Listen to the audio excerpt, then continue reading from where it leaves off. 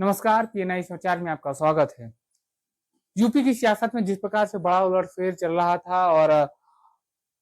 सूत्र बता रहे थे कि सीएम योगी आदित्यनाथ को हटाया जा सकता है, लेकिन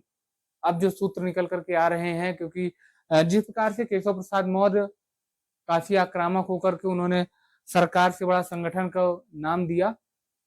और संगठन सरकार से बड़ा है, इस सब को लेकर के उन्होंने मंच से 2-3 बार अपने उद्बोधन में कहा। तो कहीं कहीं जिस प्रकार से सूत्रों पे ही निर्भर कर रहा था कि केशव प्रसाद मौर्य मुख्यमंत्री बनने वाले हैं, दोनों डिप्टी सीएम नाराज हैं। तो कहीं न कहीं जिस प्रकार से पीएम मोदी और जेपी नड्डा ने बैठक लिया है, अब जो सूत्र निकल करके आ रहे हैं कि यूपी की सियासत कहीं न कहीं स्थिर हो गई है और सीएम योगी के ही नेतृत्व में 2027 का विधानसभा चुनाव लड़ा जाएगा और फिलहाल के लिए केशव प्रसाद मौर्य जिस कुर्सी पे थे उसी पे रहेंगे, ना तो सीएम की रेस पे जाएंगे, ना तो आगे केंद्रीय नेतृत्व पे जाएंगे, क्योंकि सूत्रों का बाजार काफी गर्म था। अब देखना यही होगा कि जिस प्रकार से यूपी के अंदर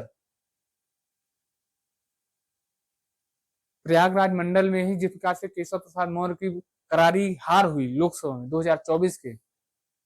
केवल एक ही सीट जीत पाए केशव प्रसाद मौर्य अपने गढ़ पे।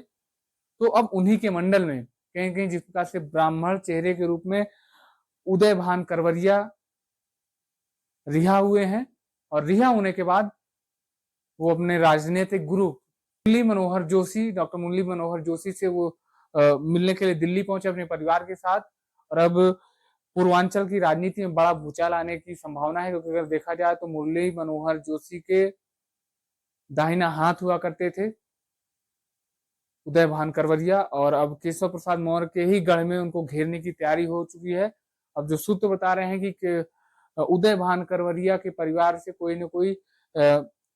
फूलपुर की जो विधानसभा सीट है वहां पे उपचुनाव होना है और उन्हीं के परिवार से कोई न कोई दावा हो सकता है। जो सूत्र बता रहे हैं, चूंकि अब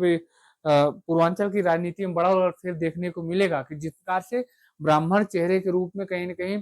प्रयागराज मंडल